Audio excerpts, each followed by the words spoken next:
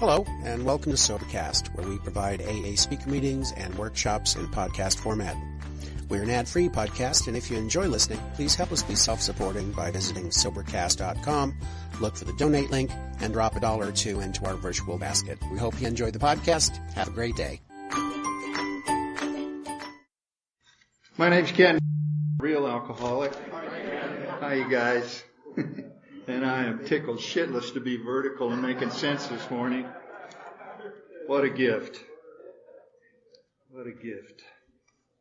And thank you for asking me to talk about step 3 a little bit. It's a huge, huge step for me personally. And I love to be in step 3 as much as I can. So step 3 says, made a decision to turn our will and our lives over to the care of God as we understood Him. Now, why does that make sense? Why do they put that there at 3? Well, let's see where we've gotten so far. We're step 1, which says we admitted we were powerless over alcohol, that our lives had become unmanageable. Now, Chuck C. interpreted that by saying we admitted we were powerless over alcohol, physical. I'm a physical loser. I've been defeated physically by alcohol and alcoholism. I can't handle it physically. It beats me up. That our lives had become unmanageable, mental. I am defeated mentally. I cannot run my own life because I have alcoholism. And we've heard in great detail about ego and self and how alcoholism uses ego and self to make that happen. My life is unmanageable by me. I cannot do it and stay alive.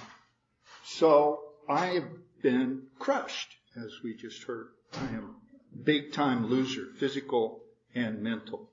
And then step 2 comes along. We just heard about that from Randy, and now if I'm doing step 2, came to believe that a power greater than ourselves could restore us to sanity. Coming to believe happened for me the only way it could have happened. I'm a scientist. So that God stuff is just out of the question. I'm sorry. You know, that's in the category of Santa Claus and the Easter Bunny. It's just all made up stuff.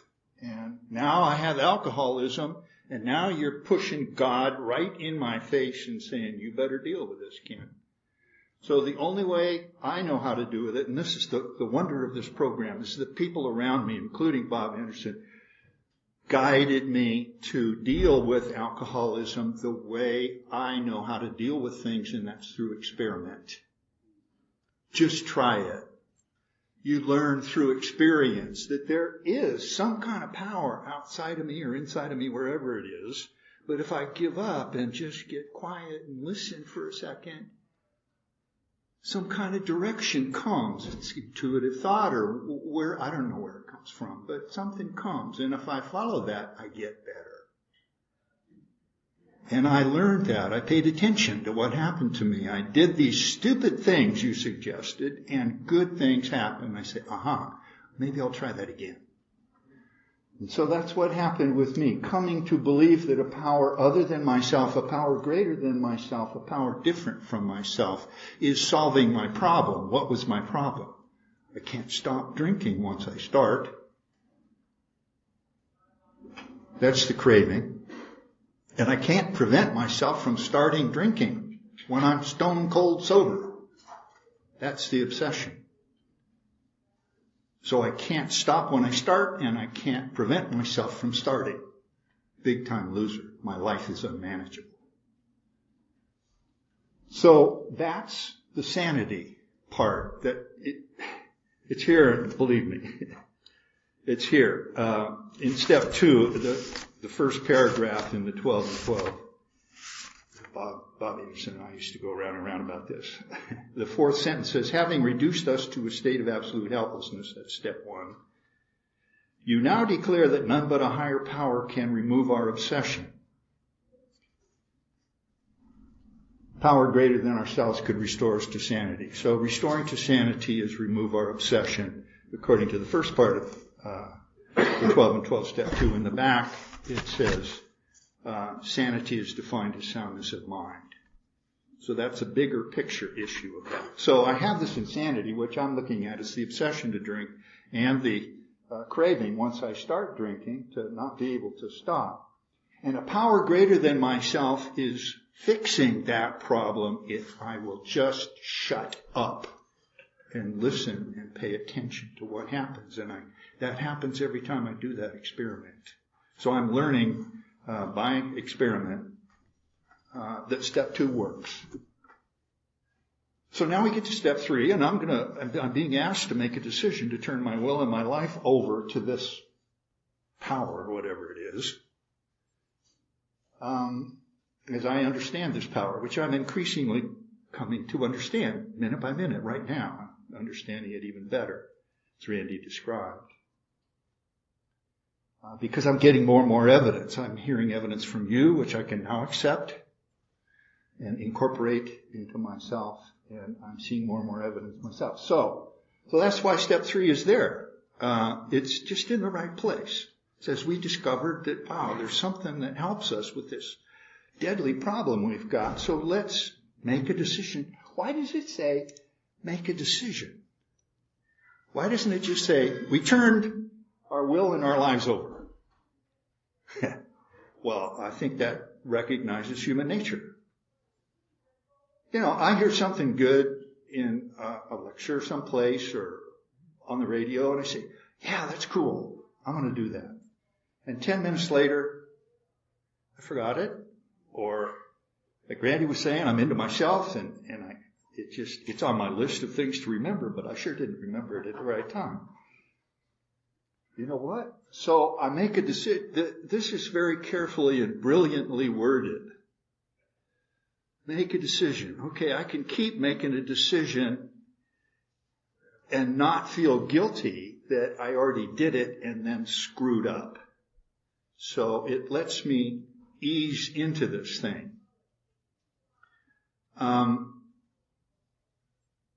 Step 3 is the strategic thing to do, given steps 1 and 2, if I want to stay sober.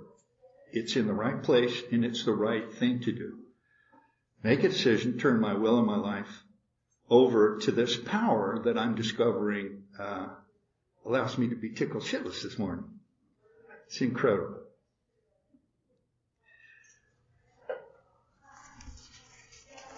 I want to read something out of 12 and 12 here. It says, practicing step 3 is like the opening of a door, which to all appearances is still closed and locked. That's the higher powers on the other side of the door. All we need is a key and a decision to swing the door open. There's only one key, and it's called willingness. And the willingness comes from had the snot beat out of me continuously. And every time I try to control and enjoy my drinking, it gets worse. I did that experiment, thanks to you guys. I came to your A&A place and did what you said and heard what you said. You said, if you don't think you're an alcoholic, why don't you try some simple experiments? I love that word. Try some controlled drinking. And I did that, and I ended up 12 days later in an emergency room, almost dead from acute alcohol toxicity. Continuously drunk the whole time. And the harder I tried to not drink that day, the faster I drank, and the stronger the stuff I drank. That obsession really had me by the short hairs. So that experience convinced me that maybe step 1 is appropriate to me. So that's what gave me the willingness.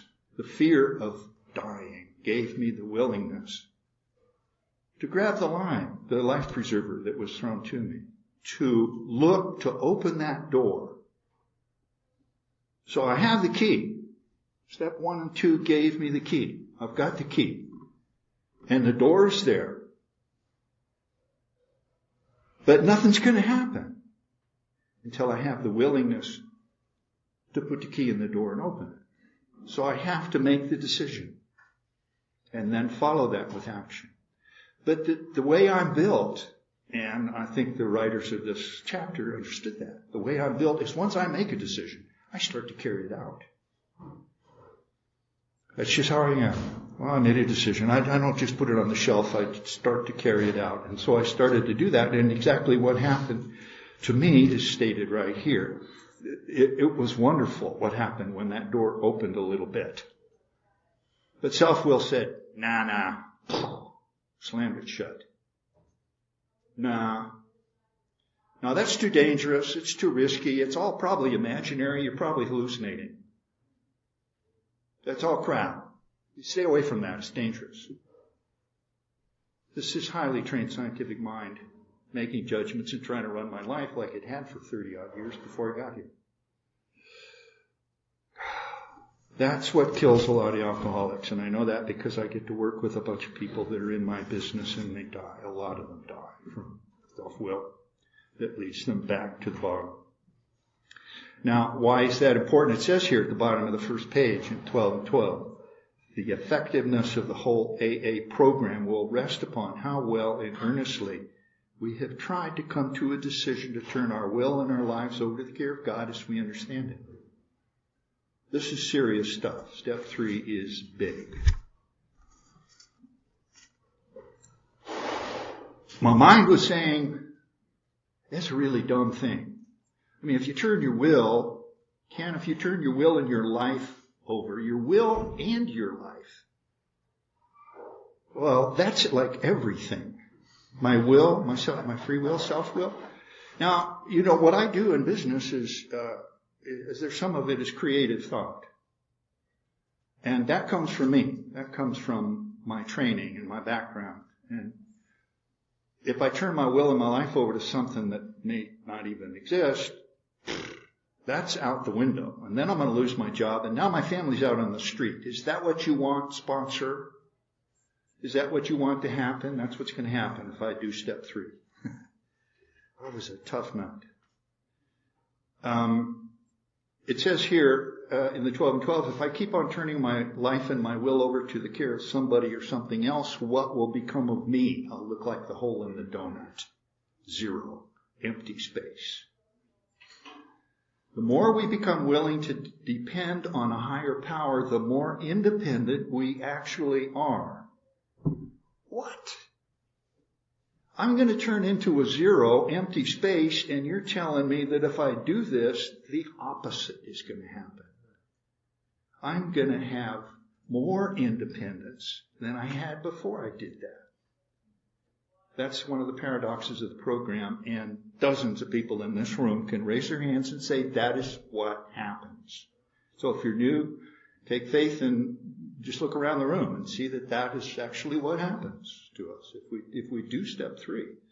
So don't let that slow you down. Probably will anyway, but don't let it slow you down. What I want to share with you here is a personal experience with step 3. Obviously, with my background and outlook on life, I had a huge problem with step 3. Huge. It was a couple of years that I was struggling with it, and I kept talking to guys in the meetings I was going to, and finally somebody said, Ken, why don't you try an experiment? They're brilliant, these guys. They say, why don't you, tomorrow, when you're at work, why don't you just take something that is pretty important, but not, critical, and just turn that over to your higher power, whatever you think your higher power is, and then leave it there for a while and just pay attention and watch what happens to it. So the next day I did that. It was about noon, and I was sitting at my desk, and I had something in my mailbox that morning. It was a stack of papers that said that I have to write a report for our whole division, and it was due in a couple of weeks. And I was already overwhelmed with, writing and stuff. And then I had a problem with employment. I had an open position in my lab, and I had advertised for a laboratory assistant and had already reviewed and interviewed several people. And the two top contenders, I just couldn't make a decision about them. One of them was really well qualified, and the other one was the dean's son. And I was hanging fire on that. And third was we were running out of money for research. And that was the problem. So I said, okay, higher power, whatever you are, if you're there, you can have all this stuff. And I just kind of closed my office door and I turned around for a few minutes and I just sat there and closed my eyes and just stayed quiet for a little bit. And then I turned around and got back to doing whatever was in front of me on my desk. And I didn't pay any attention to those three things that I turned over to my higher power. After lunch, about 1:30 or so, secretary popped her head in my office. She said, have you seen a stack of papers about an annual report for the division? I lost it. I think it might have got put in your mailbox by mistake. I said, you mean this? She said, yeah, let me have that. And about 2 hours after that, a guy popped his head into my office and said, I hear you've got a job opening. I said, well, I had a job opening. I've already gone through all the interviews and stuff. And he said, oh, could you just look at my resume? And I said, okay. Being open-minded. Okay. And he was fabulous, and I hired him on the spot. And then just before 5 o'clock, a guy from Boston University calls. He said, we got the NSF grant for $85,000. And my mind realized what happened. That I'd set up an experiment at noon that day. And by 5 o'clock that day, all of those things that I had turned over were taken care of. And my mind raced at the speed of a black hole to take credit for all of those.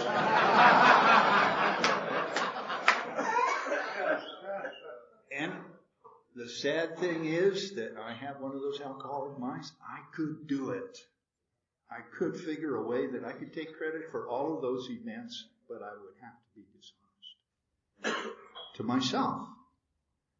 And higher power seemed to say, okay, Kent, I'm dumping this in your lap. You asked for it. Here it is. And you can believe it or not believe it, depending on how much you are willing to lie to yourself. And I wasn't willing to lie to myself. So I had my own personal evidence that step 3 works now.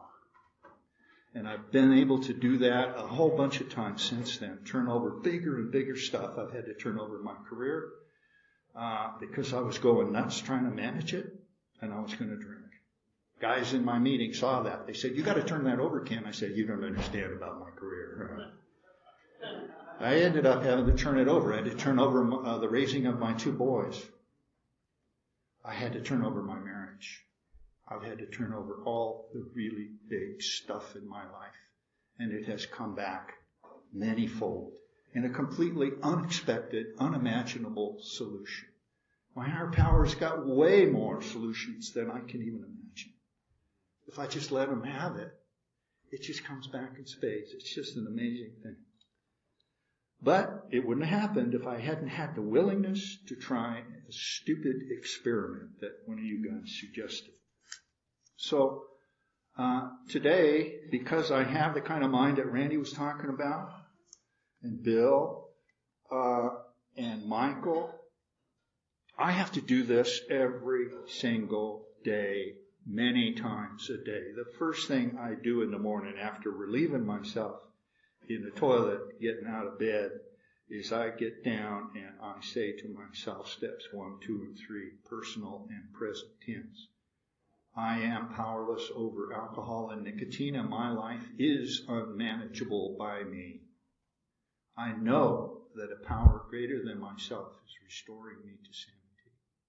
I turn my will and my life over to that power, praying only for knowledge of its will for me and the power to carry that out.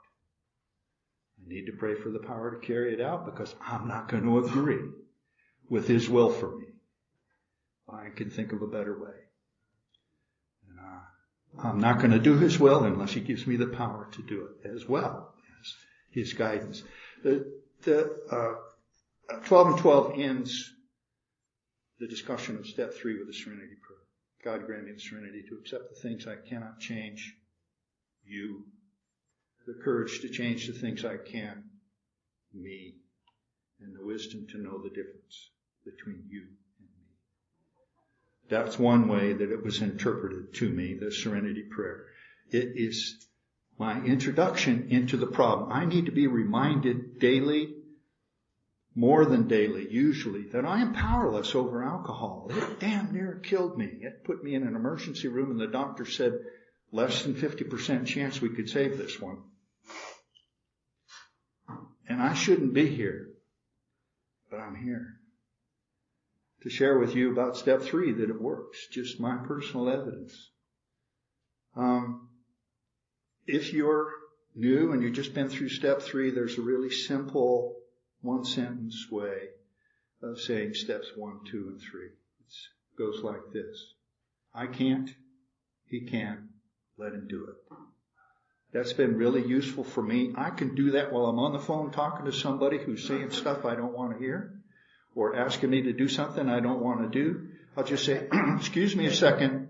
I can't, he can. Let him do it. And then pause for a second and let higher power talk to me for 3 seconds. And my response is invariably different than the one that my mind said I should tell this person. These are very useful things. This room is full of little solutions like that. If you're new here, keep coming back. These things, you don't have to get them all today.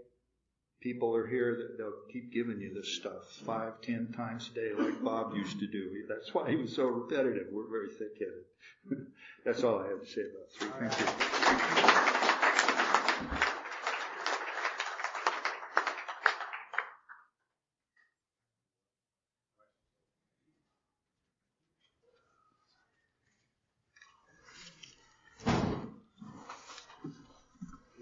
In the doctor's opinion, he states, they make many resolutions, but never a decision. Please comment. Yeah. Doctor's opinion, the big book right at the front. He's talking about alcoholics making resolutions. But I think that the definition of decision that he used in that writing was the man in the street's definition of a decision. That is what I was saying before. When I make a decision, I start to carry it out. And what he was saying is that these alcoholics make resolutions and then they don't do anything about it. And what he means is they never, the decision, they never made a decision. They never did anything. Okay. But I think they made decisions. I think they made decisions to make a resolution. They decided to make a resolution. I resolved never to drink again. I resolved never to drink hard stuff. I resolved to drink beer only. I resolved to drink only natural wines. Or I'll resolve only to drink on weekends. Whatever those things are all in chapter 3. And so I think it's just, that's a semantic thing. And I think what the doctor was saying is that they make resolutions, but they don't carry them out. Well, they can't, because they're using the warp machine to try to carry them out. And the warp machine is going to change it. It goes in here and comes out different. No, we'll do that tomorrow. We'll quit drinking tomorrow. Right now, we need to have something so we can think more clearly or deal with this. Okay.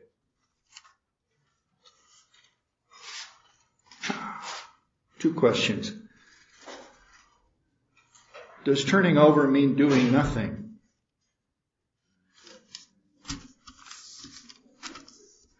I thought that myself when I was new. That was my understanding. You know, if I don't power it, if I don't decide and then carry it out, nothing will happen. And that's not the way we work this program. What we do is to turn it over and then pay attention. And we pay attention for the message that's going to come. It can come to me in a whole variety of ways. I can be walking down the sidewalk or through the hallway and overhear somebody.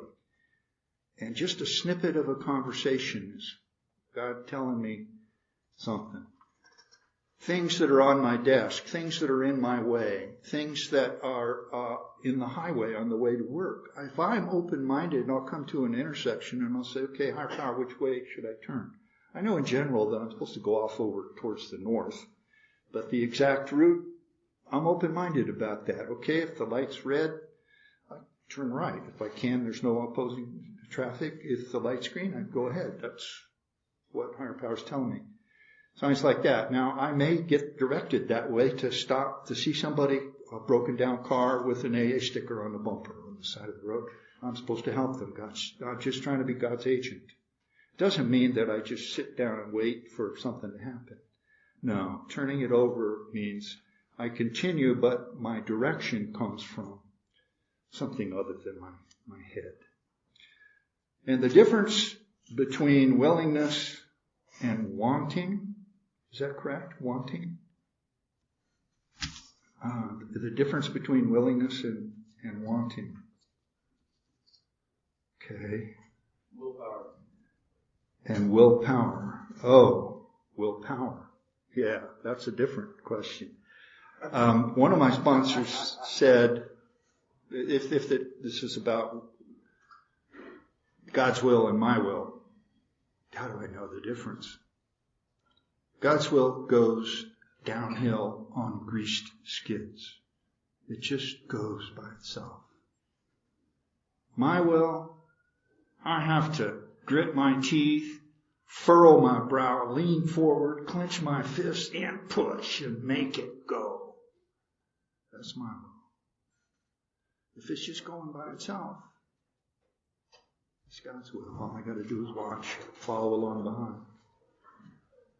If it's going to benefit me, it's my will. If I'm doing it without any projection about whether it's good or bad for me personally or my family, it could be God's will.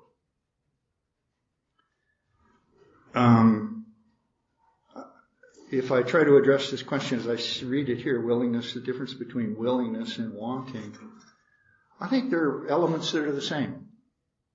I think willingness comes from wanting to stay alive. And I become willing to do some of the silly things you're suggesting that I do. Turn things over, for example. Not a good idea in my mind. And I get there because I am willing, then that came from wanting to stay alive. So I don't see a big difference there.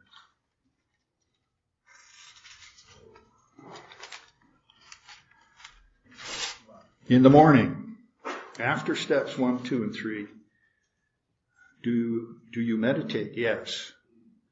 If so, how do you pray and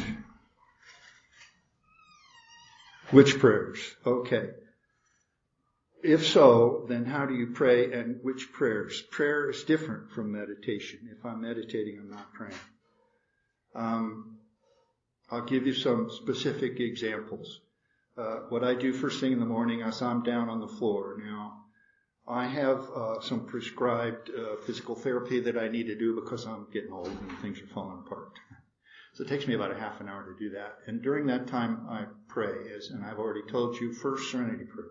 Second, steps 1, 2, and 3, personal and present tense. And step 11. Third, after I pray for those people, then I have a prayer that goes like this. I'm praying for people. It goes like this. I pray for Patty, Mark, Eric, Eliana, Sid, Hal, Eric, Phil, Jim, Bob, Daniel, Dan, Rick, Jeff, John, Joe, Amy, Carol, Marie, Jack, Marie, Mike, Phyllis, Ernie, Georgia, Eric, Ted, Mike, George, Clay, Ray, Sid, Steve, Walter, Matthew, Ben, Basil, Dave, Pat, Ed, Bill, Sterling. It goes on. Currently 174 names are on that list. Somebody in a meeting told me they did that.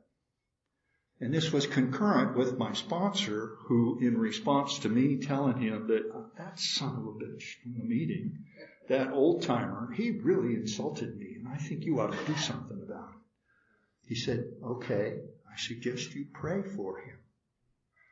He said, wait a minute, you didn't hear what I said. He said, pray for him. And then I heard later in that same meeting, this guy talk about this prayer list he had. He said, he started out with family and friends, and then put people that he had to pray for, because his dumb old sponsor said pray for. And then people that he worked with, and people whose lives were touched by him, and he was touched by theirs. And so that's what I've done. And I put people that were real unnice, unhappy people on there. And within 2 weeks, I was hugging them. How does that work? What's going on there? They're still on the list. A lot of people that have passed, including Bob. A lot of people that have passed, including Bob, and 2 of my former sponsors are on that list still. Why? Well, first, it's too hard to edit the list. I couldn't remember it. Second, I don't know what happens. I think we've heard before. I'm not afraid of transitioning either and going to the other side and shaking hands with these guys at the big meeting in the sky. I don't know what's going on over there. And so I'm fine with that. So they stay on the list. So those are my prayers. Now the meditation is, see, I'm doing stuff because I have one of those active minds that just isn't real cool. I mean, it can sit still for 10 or 15 minutes and just sit still and listen. Just listen. Just listen. That's all. Just listen. That's all meditation is for me. Just listen. But I do that in the morning while I'm exercising. I take long walks, active walks, and I'm meditating. Part of the time I can close my eyes because I know where I am, and I can just walk and listen and pay attention. And I take a little 3x5 card with me because higher power talks to me while I'm doing that, and I stop and I write down things that I get, intuitive thoughts. Okay. But I think the most important, most useful kind of meditation is instantaneous, right now meditation. And I talked about that a second ago. I'm on the phone. Somebody says something I'm not sure of the answer. Excuse me a second. I make some noise so they can hear I'm rustling paper. I stop. And something comes to me, and my response will invariably be different. I can do that in the middle of a conversation with you. I can do that while I'm driving and just ready to get the gun out and show this asshole who's driving in my lane. I can do that many times. A little red flag comes up. Now, the gut tightens, red flag comes out. Meditate. Stop, restraint in tongue and pen. Hold it. I'm Daniel, I'm an alcoholic. And it's very, very nice to be here. It's nice to be with all my people and my friends. Going to Monday night, the men's stag, is, one of my favourite times of the week, actually. It's just driving from wherever I'm driving to, getting, within about, I think, 10 or 15 minutes of getting into that valley area, my mind starts calming down, and it's a weird thing, but I'm going to talk about step 4, which is made a searching and fearless moral inventory of ourselves. I've heard so much good stuff this morning, and I've been trying to really listen, and the best way for me to listen is to ask my higher power to help me to listen, because I can't do it on my own, and my struggle this morning so far has been going back and forth between what I'm going to say when I'm up here and listening to what's going on right now, but I wanted to read this one bit, which is actually in step 3 in how it works, which I think is really appropriate if I'm going to be talking about step 4 to read this, and it basically says selfishness, self-centeredness. And I'm going to put it in the eye. That, I think, is the root of my troubles. Driven by 100 forms of fear, self-delusion, self-seeking and self-pity, I step on the toes of my fellows and they retaliate. Sometimes they hurt me, seemingly without provocation, but I invariably find that at some time in the past, I have made decisions based on self, which later placed me in a position to be hurt. And then let's read the next line. So my troubles, I think, are basically of my own making, and that's a very tough pill to swallow. And read that paragraph a lot. I've been sober for about 9 years now, and I'm 32, and I've been coming to AA since I was 16, and I've heard and read this paragraph a bunch of times, and I never read it like it was for me in my life, and I'm a big finger pointer and a blamer, and a lot of the blame in my life has been put on my family, my mum, my dad, my sister, everybody else, but definitely not me. And this sort of cuts all the bullshit out of the equation. It tells me what the problem is right here in this paragraph, and it's saying that it comes from self, up here, the warper, so I don't know. I just wanted to share that because it helps me reading that if I'm gonna do an inventory, a fearless moral inventory,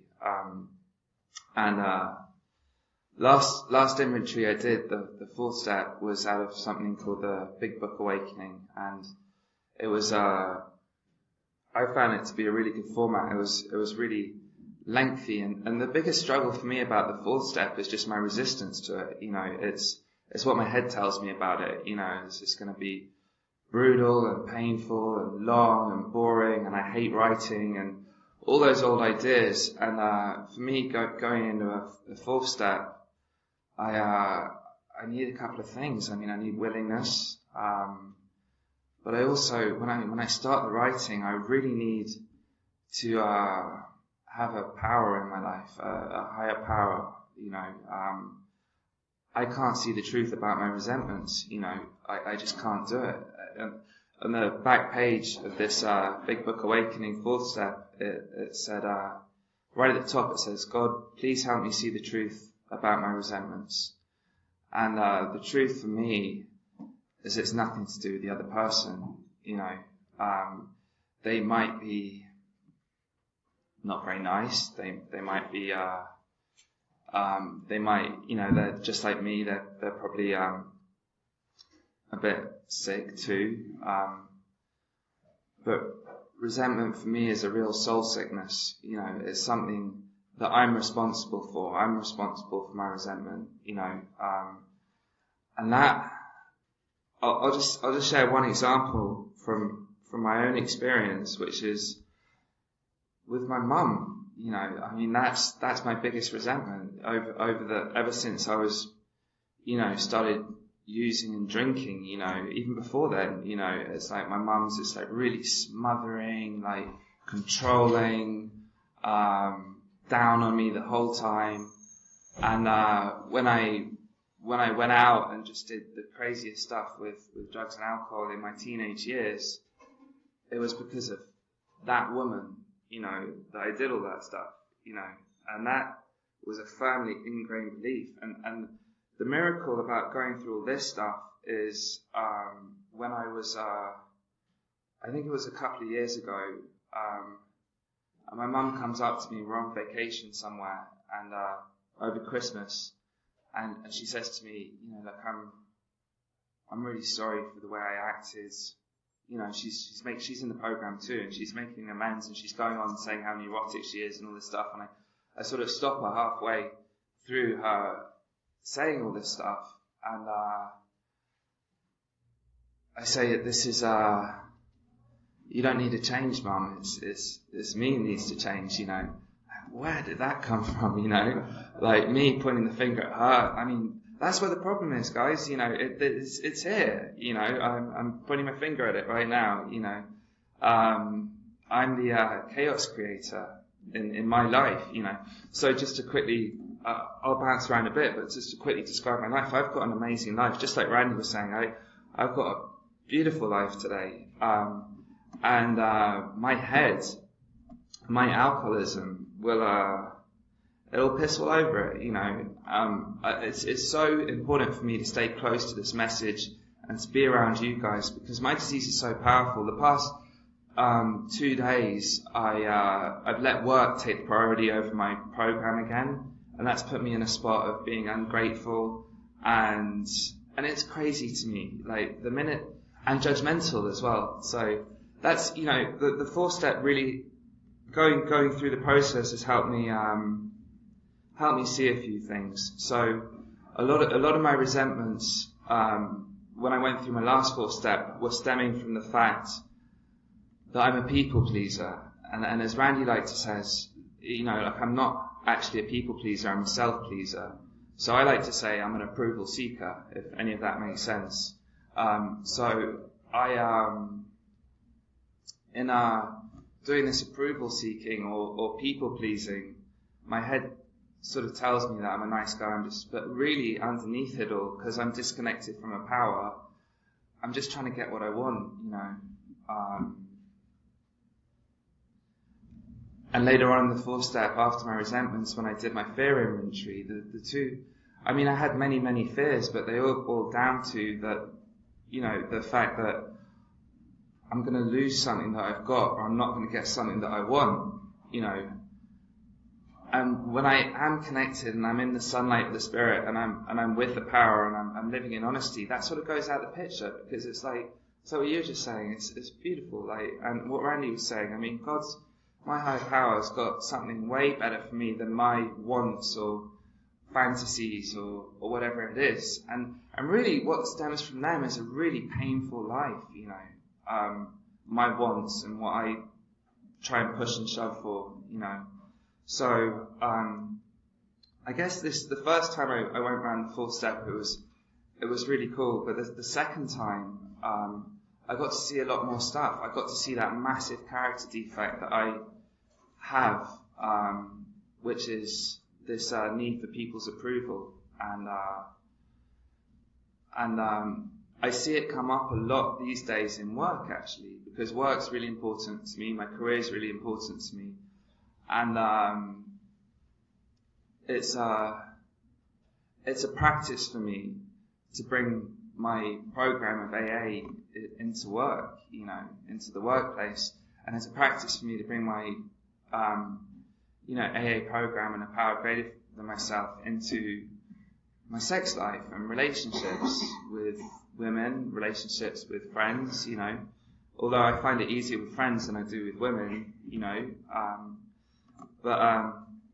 so anyway, I guess I just mainly wanted to say, with regards to resentments, the big light that's gone on for me, I guess over the past few years is that I want to point the finger and I want to blame, but I can't, and either I'm going to take this stuff which is written in the big book, I'm either going to take it seriously, like it's real, like it's the truth for my life, or I'm just going to gloss over it from time to time, and it's going to go in one ear and out the other. And to tell you the truth, being here and listening to all you guys, it's really overwhelming, because there's so much information and there's so much stuff. And really the best thing I can do, like sitting down, is to just try and practice this stuff right here, right now. That's the best thing I learned from coming to, primetime meetings in general, actually, was just the fact that it is right here, right now. Because I'm going to walk out of this room, go down to my room, and start playing on Facebook. This is right here, right now. So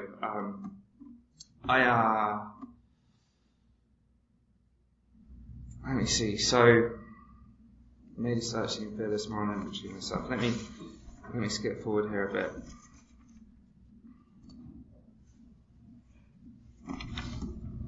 Something that I actually wanted to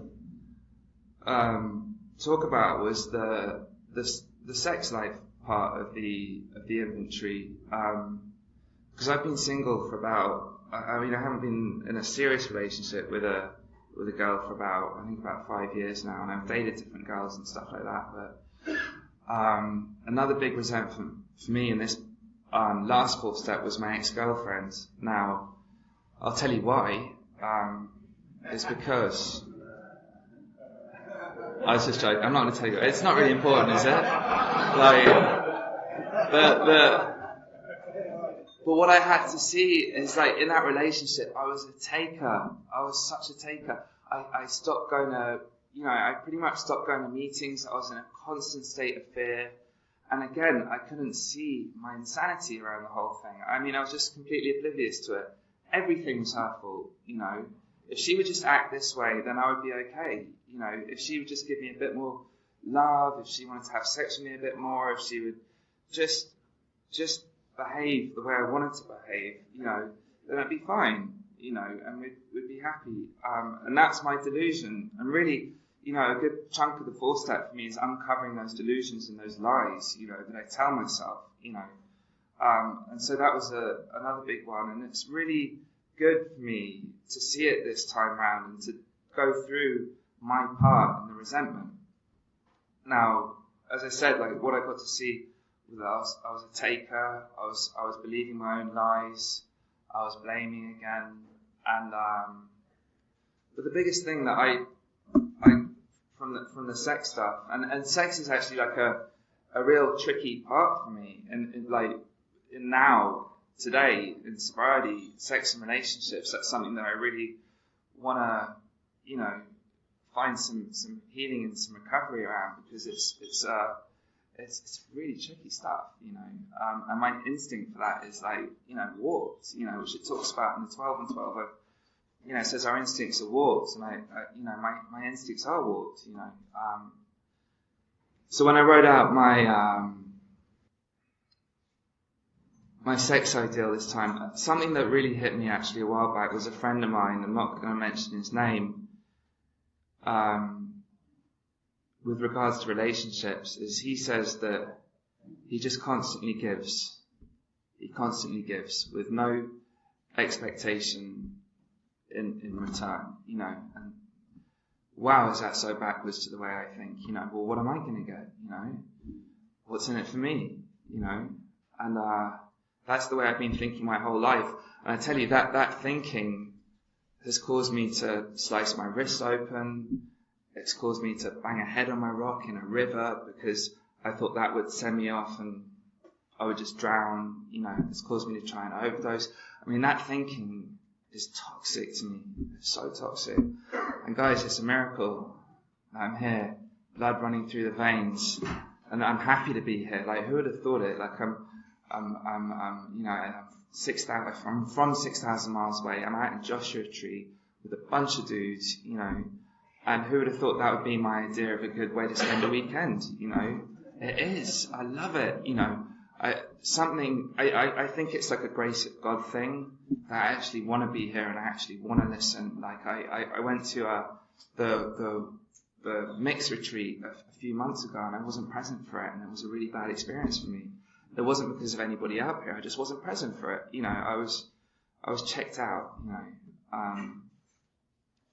Thank God that I'm conscious of that, and I can actually sit in a chair and just pray my ass off while this whole thing's going down, you know, because I can't be here without a power, you know, and with a power, this is an amazing experience. So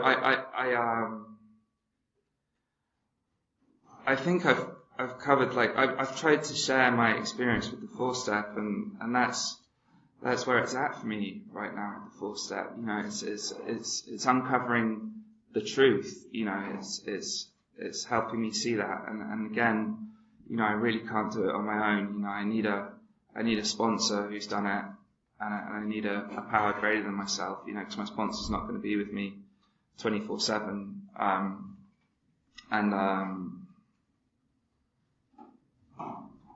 And again, you know, resistance. That's my biggest enemy with the 4-step, you know, is my resistance to it. So, thank God for steps 1, 2, and 3, which put me in a position where I'm like, okay, let's do this. And again, what you were saying, I mean, pain drives me into this, you know. I really want to go deeper into this thing. So, thanks for letting me share.